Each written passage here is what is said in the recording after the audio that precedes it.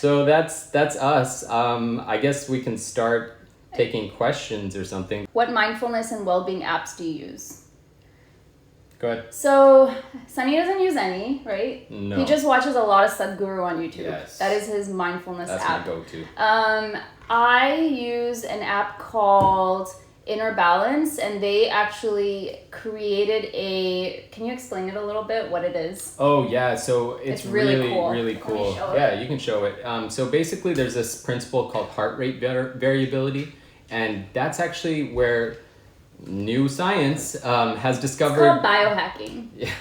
Yeah, that's what we are, biohackers. But the newer science has discovered that actually the heart, this was discovered in the 90s actually, that the heart actually has nerve cells that function independently from the brain. They actually perceive the sensory environment and send independent signals up to our brain. So heart to brain connection. And so, there's a way to actually regulate that so that our heart and our brain are in coherence with each other. And it's a principle called heart rate variability. Without getting into like the details of it, it's We can do a post on it later. Yeah, we should. But it's essentially when our heart and our brain are in great communication. And I use this every morning when I meditate, and then I connect it to my earlobe. And then I have an app that I turn on, and it kind of shows me what my heart rate variability is through my meditation. So it's cool because I can actually look at something and how I'm improving through, my meditation practice. Yeah, it's immediate feedback. So this is a very specific kind of app, but there are apps like Calm app is a great one if you're getting started. Like they literally a 3-minute meditation during your work break is a great one. Listening to nature music, that's a great app to use. I really recommend that one. This thing is cool too because it kind of makes Shai look like Iron Man in the mornings with this blinking thing on her chest. It looks cooler in the morning because there's more shadow. But she looks like Iron Man. All right, so I guess we could do a little bit about us. What first encouraged you to move to healthier plant-based lifestyle? It was probably it's an ongoing journey. We're nowhere near where we want to be. It's always an ongoing learning process, but probably through residency, we actually got more involved in integrative medicine conferences and watching a lot of documentaries. Honestly, that's such a great way to educate yourself if you don't have time to read books. And then we slowly just started integrating it, and we realized how healthy we feel. We feel so much health and so much energy, and honestly, we have probably 25 family members that we've started promoting a lot of our lifestyle recommendations, and they see great changes too. So that's the cool thing about health is it's a great thing to share with others. You can especially us, we're healthcare providers, so we learn things, then we educate our patients, and then the patients can take it home and then educate their family and friends, and then we're out of a job. And it's a ripple effect, right? That's what life is about. We need to keep giving to others what we have, and that's how we're just gonna make such an incredible community. Who are some of your greatest influencers that keep you on this path of a healthy, more holistic lifestyle? My mom. Yes. I don't know. Our parents for sure, and then Sadhguru, he's amazing. Then Sadhguru. And I don't know, there's so many people. If you just go on YouTube and Google, or if you just go on YouTube and type in inspirational videos, and TED Talks are so amazing. Also the point is that this type of lifestyle is very self-fulfilling or self-rewarding. So there's always a positive feedback, and as you gain that momentum, you just realize that there's some truth to this, and you just keep incorporating more and more. And obviously it's always one step at a time, but then, if you really focus in on it on a daily basis, you realize after 6 months, holy shit, I feel way different than what I did before. And that's what it comes down to. And then we have a lot of family in Canada because Sunny's Canadian. Yes, we don't deal with these election problems. We have 3 parties, and we're okay with all of them. So one of the questions was, will you be able to see Canadians? Do you accept insurance? And what ages do you see? What a do. Oh, sorry. Focus. So yes, we hopefully are going to be able to see Canadians. That is our goal. We want to be able to actually practice internationally because there's no like international law stuff limiting us from practicing telemed. Oh, we're going to be doing like 100% telemedicine, by the way. So we can literally see anyone, especially now with virtual medicine, like that's the way of the future. It has to be. So that, yeah, we'll be able to see Canadians. I'm actually being mentored by somebody who's been in the functional medicine field for the past 25 years, and he sees international people. Apparently there's not great regulations between countries on how to practice medicine, so no one really checks. So we're kind of banking on that laxness. Yeah. So we'll see. And are any recommendations on your favorite cleaning products? So honestly, I make my own cleaning products. No, Myers. Yeah, so you can use Mrs. Meyer's. We use the hand soap, but to actually clean, we just use distilled vinegar and diluted with water and like lemon juice. And I can put a post up on more cleaning products. I think that's a really important thing, especially right now. Like everyone's really scared about germs and cleaning the heck out of everything. So we need to make sure we're using super clean products. You know, what baffles me is I go to work and they are wearing a mask and gloves and cleaning everything, but then it's like we're literally going to be sitting and touching that with our hands. So why are you cleaning everything with gloves on? I don't understand. So like obviously people know it's, you know, toxic. It's corrosive. We got a question from Umair. Oh yeah. Talk about gut-brain axis with respect to functional bowel diseases that do not respond to conventional therapies. So this is another nerd, but he is a cool nerd as well, and he is our medical school. What's the way to describe him? He serenaded our relationship, and he is the reason we exist today. So God bless you, Umair. The gut-brain axis is super, super interesting. I think the thing that we're realizing more and more now is that the gut microbiome the bacteria in the gut are responsible for so much of our neurochemicals that we produce that keep us happy and keep us balanced. And so a lot of times, and I did a post on this, that, you know, people with depression, they'll be treated with, you know, adjusting their neurochemicals without actually looking at their gut and what maybe their bacteria are doing.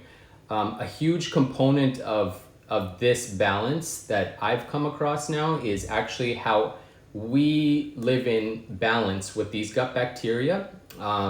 They outnumber us by like 10 times, I think. It's crazy. Like they're hosting us basically. It's just crazy how much more of them they are than us. We gotta protect them. So yeah, we gotta protect them, but we also gotta keep them in their place. And it comes down to that a lot of times. I think a lot of times in conventional medicine, we think about things like bacterial overgrowth in our guts as if it's the bacteria's problem. It's usually actually us. I find that we're not producing the right enzymes or bile acids that are supposed to sterilize our gut to a point where the bacteria are just congregated then in certain areas, and those are the areas that are most functionally important for where they produce their chemicals and how they help us the most.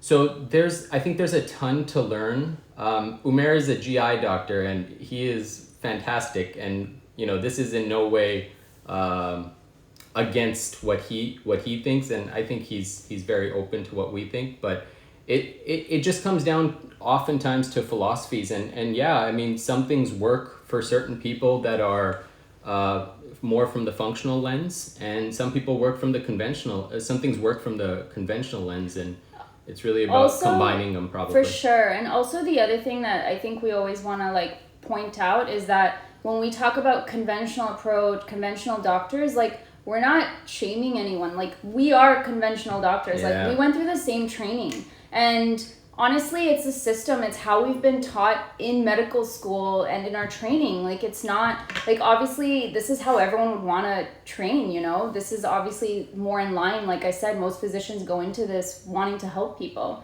So it's honestly more of the system issue. And we love and support all providers, you know, like, because they're trying to do their best, you know, with what tools they have.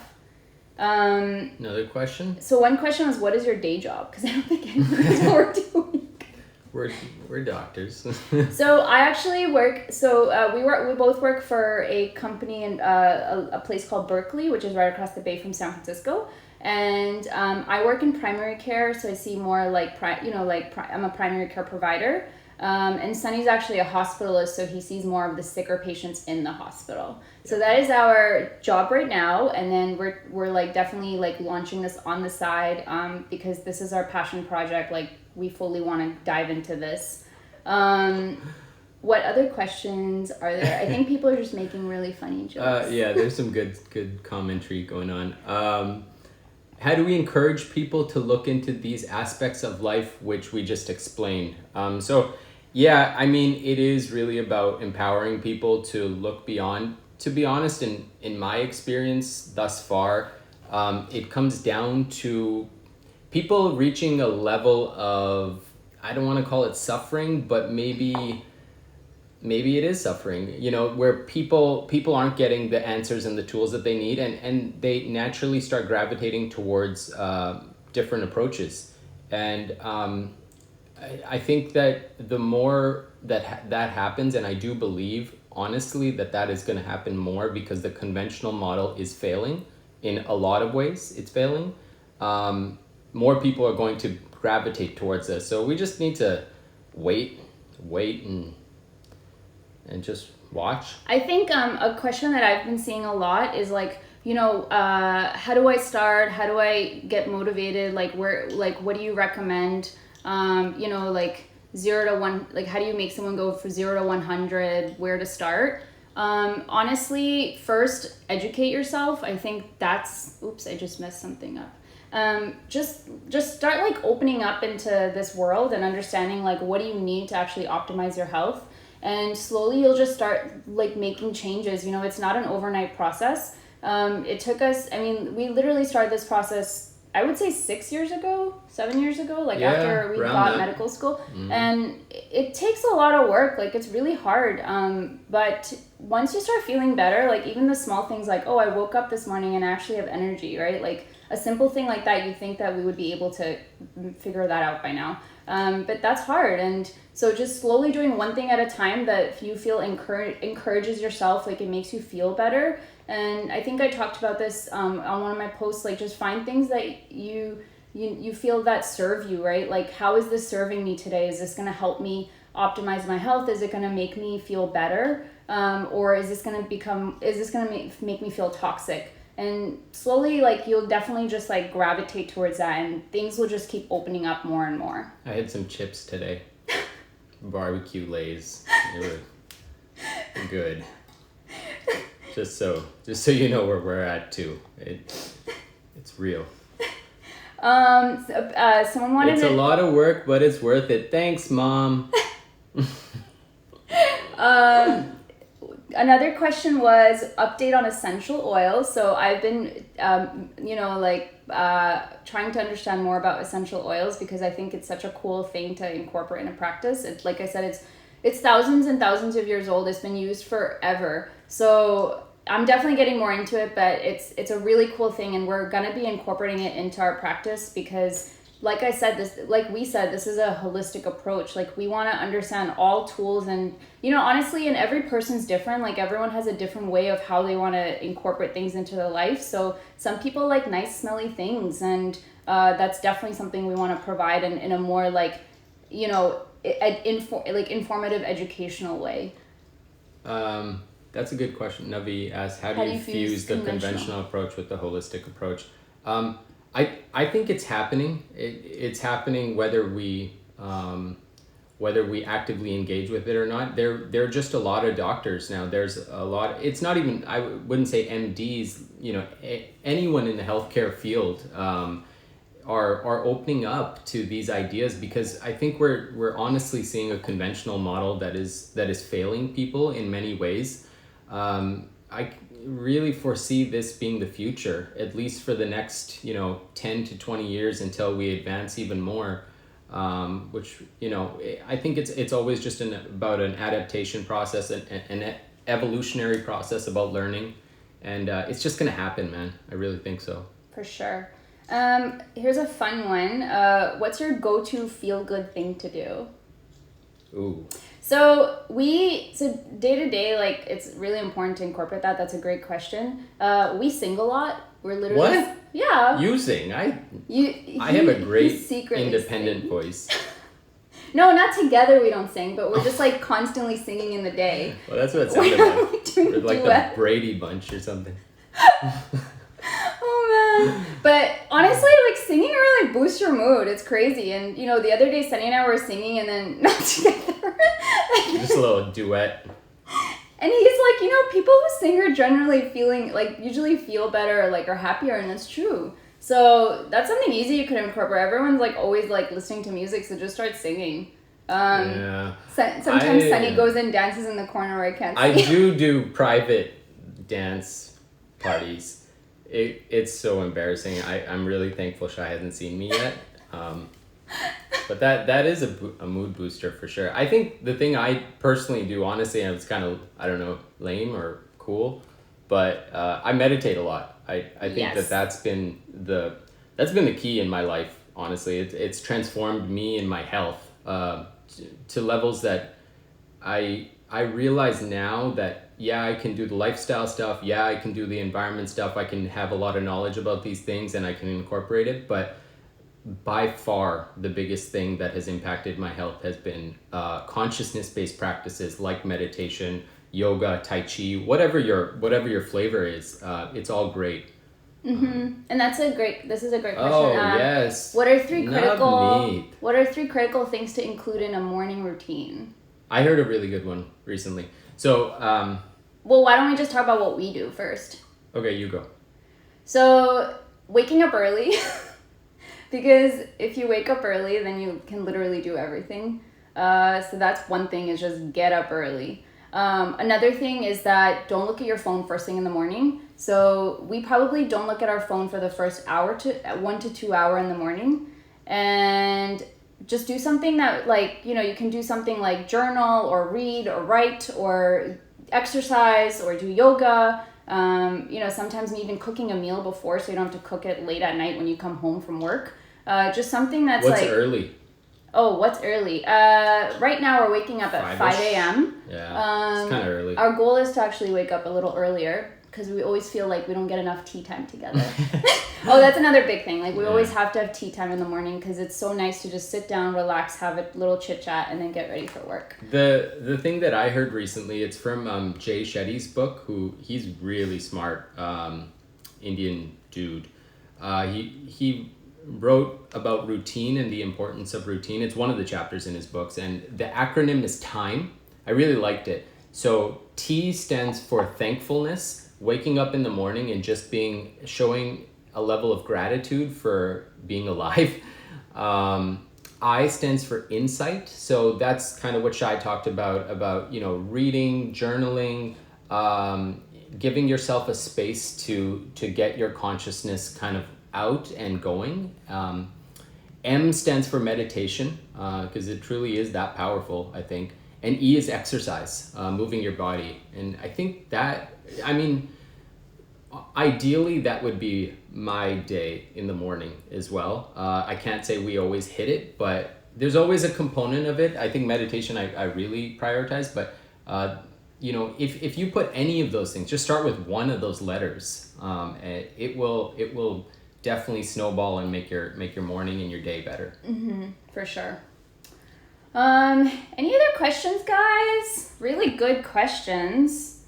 Sonam wants to know if we can share some smoothie recipes. Yes, Will do. Can do that. Sunny's actually the smoothie guy. I call him the smoothie guy because actually lately I've been making pretty good smoothies. I'm pretty impressed with myself.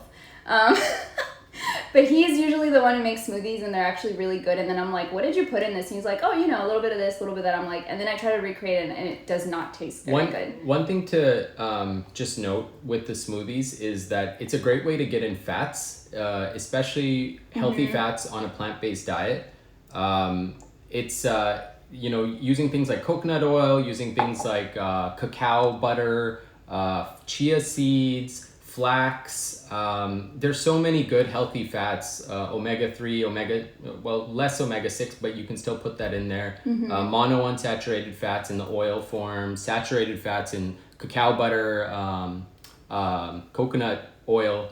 It's just a great way to get everything in. And also if you're fasting, so if you are in a fasting state, which we do a lot of intermittent fasting, and you want to benefit from forming more ketones, which are the things that make, which are basically the breakdown products of our fat cells that give us a lot more energy than breaking down glucose or proteins. So that's kind of the energy benefit in a nutshell for fasting. But if you add fats into your smoothie and that's how you break your fast, you'll actually still sustain some of those energetic benefits as long as you put some minerals in it too, like salts, Himalayan salt, or even a banana actually for the potassium is really important. But what I'm trying to say is that you can get those fats in, keep those energy levels going, and prevent those insulin spikes that really bring you down. So we'll definitely share some smoothie recipes. That's a good idea. Becca has a really good question. What are some tools to turn off your brain before bedtime? Really good question. I think I think there are breathing techniques that are really effective. One of them is actually, I learned this a while ago, that you just block your right nostril and breathe out of your left in and out around 25 times. It really does slow down the brain for sure, and helps promote sleep. I think getting the electronics out of the room is huge, like gigantic, because electromagnetic stress, this is one of those environmental things that not many people are talking about. 4G, 5G, these things really mess up our health, and they're known, yet they're being allowed and passed. But maybe it's something we need. I mean, it's not to villainize everything, it's just realize that electromagnetic stress can create an inflammatory response, just like eating gluten or dairy or anything else, getting an infection. It can produce a similar response in your body. So getting the electronics out of the room is a really big deal. Breathing techniques. I would say that if your bedtime is, let's say, 10 p.m., or I don't want to assume, whatever the bedtime is, try to be off electronics at least an hour to an hour and a half before bedtime. We also are really exposed to blue light after like the sun sets.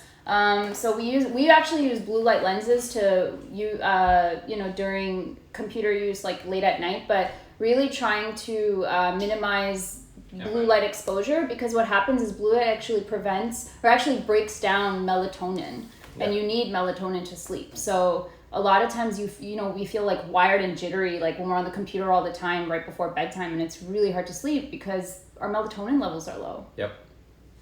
So that's another thing, just like creating a nighttime ritual, like some people like taking a bath, some people like sleepy tea. Another thing, like journaling, writing down a few things that you're grateful for, like what's one good thing that went well for you in that day. That's a really great, like, honestly, all these techniques, they take time and practice, and the more you do it, the easier it'll become, and then you realize like, oh wow, this is really nice and cozy, and I love this process for myself. And I think from the nutraceutical perspective, things like vitamin B6 can be very beneficial for people at like 100 milligrams. That can really help. Even using melatonin is okay for a lot of people. There's things like GABA. Ashwagandha is great. Magnesium's Magnesium really good. is a big deal. Yeah, magnesium.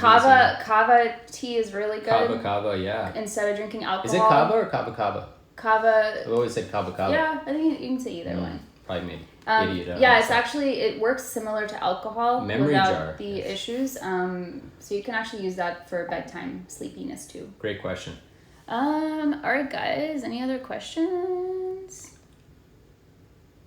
How long did it take you to meditate effectively? Years. I started in 2010, so it's literally been 10 years and I would say that I am still in the process of learning. But the key that I've always found is that I put myself in position every single day. Whatever happens in that moment sort of just happens, but I put myself there, and I really intend to confront the discomfort that I feel at times, and that's I think that's the key, is that you just move the needle a little bit more every time, and then all of a sudden you just have a breakthrough, and it happens very, very quickly. I think that's yeah, and there's so many cool tools now. It's not like one way has to be the way for every single person. So try to understand like what kind of personality are you. You know, for me, getting into meditation was a little easier through yoga.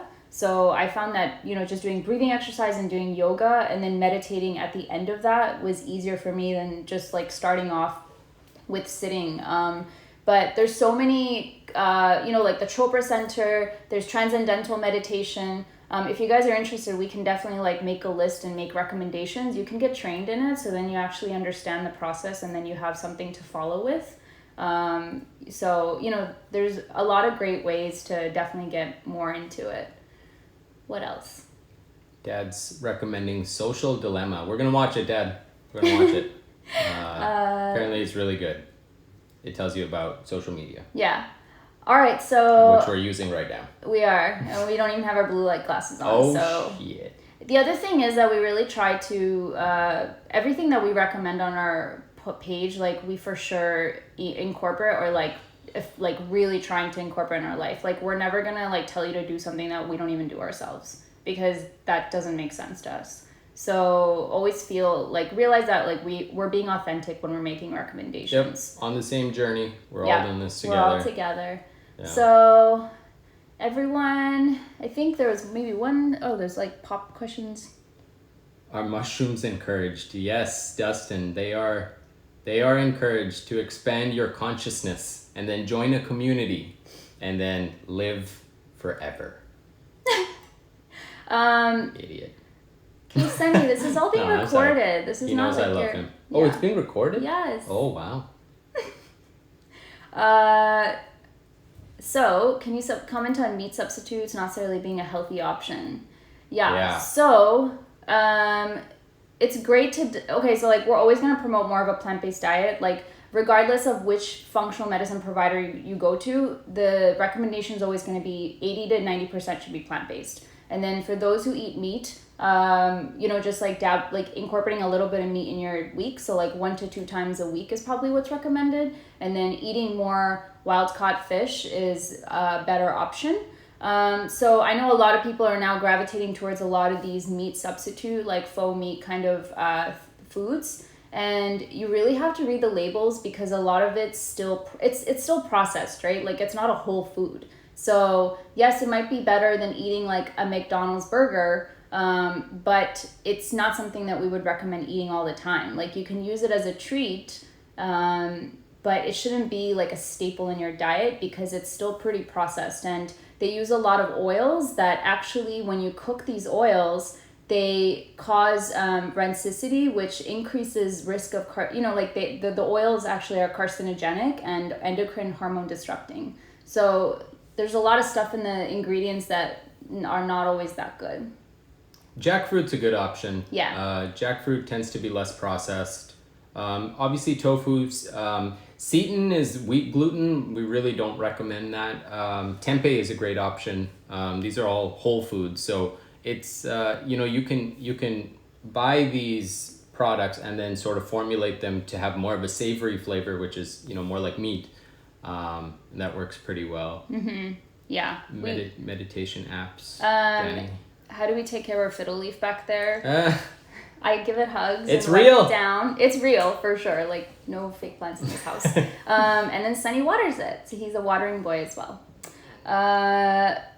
Meditation apps, that we talked a little bit about this earlier. Calm is a great one. It's really easy to use. There's a lot of free options. 3 to 5, 3 minute, 5 minute, 10 minute, 20 minute, like you pick one and just like start doing it. Like, honestly, in the middle of the day is when we need it the most, when we're just like starting to crash because we've been staring at the computer, our coffee's running low. When you're about to take a break, just turn everything off, put on the app, sit there in silence, close your eyes, just be with yourself for even 3 minutes, and you're gonna feel such a difference. Even just getting up, going for a walk, like taking a sip of water. If you live in a warmer climate, like get outside, get in the sun. If you don't live in a warmer climate, find a window where there's sun and just like literally lean into the sun as much as you can. So these are like great things. You know, there's something that I learned recently, and I think you did too, transition meditation. We were watching this documentary, and this guy talked about transition meditation, and pretty much it's like taking a pause before you start processing the next thing in the day. So like, let's say you've been checking a bunch of emails and then you have to go to a meeting, or you've been in a meeting and you have to go meet up with your wife. You don't just go from one thing to another. You take a pause in the middle of it. Oh, yeah. So 3 minutes, like just take a pause, reset yourself, because you don't want to be that meeting guy, stressed out meeting guy, going and meeting your wife for lunch or dinner, right? Like you want to be the caring husband for her. So Yeah, Dan. It's a good way to start, though. Transition meditation. Transition meditation is a great thing because you put things aside that you've dealt with already, and then you open up your mind and you're like ready to, you know, tackle the next thing and go into it more clear-minded for sure. All right. Favorite tofu brand? Wildwood, Eunice. It's a good brand. Good for Bay Area residents. So always eat organic tofu. Like please, Organic tofu is a must. never eat inorganic, genetically modified tofu. Kind of holds true for everything, to be honest. Yeah. We can do a post and stuff on that. We will eventually. But that is gigantic. It really is. The environmental impacts of these Roundup that's being sprayed. It's, you know, we're talking about people, and then we're talking about generations down the line that the studies are showing are being affected by this. So it's a big deal. It's a really big deal for you, your kids, and your kids' kids. Yeah. And then Navneet has a question. Is it hard? Is it true that soy is hard for your body to break down? No, there are some. So this goes actually kind of back into the organic versus inorganic talk. There are some people that are sensitive to soy. Usually that tends to be inorganic soy. The problem with soy and with corn is that because it's grown so rampantly all over the world now to feed animals in feedlots, oftentimes organic products can be contaminated with inorganic soy. So there are some food sensitivities, but generally, if you look at soy, which has been traditionally used for Japan, for example, the rates of breast cancer are very, very low because soy has something called phytoestrogens. These phytoestrogens actually modulate the estrogen responses, meaning turn it on in certain ways and turn it off in certain ways. And it's usually a beneficial turning on and a beneficial turning off, meaning that it doesn't make your breasts, or for a woman, grow out of control and cause cancers. The other thing, sort of side note from the Japan stuff, that data is pretty strong with soy and prevention of breast cancer, but also they get a lot of iodine. Iodine is very important for breast health as well. So kind of tangential, but that's sort of where it is.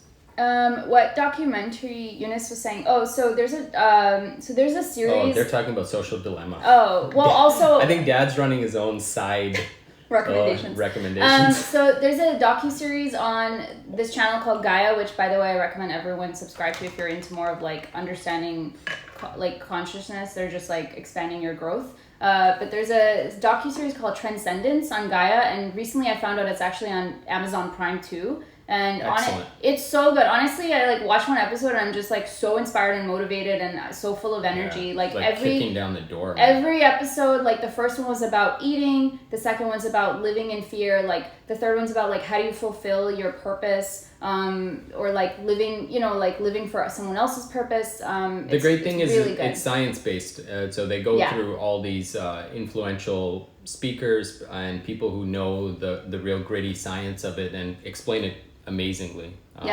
So Transcendence, that's a great docuseries. Yep. All right, so I think we're gonna wrap it up here. So just to give any latecomers, this is I'm Shiley, this is Sunny.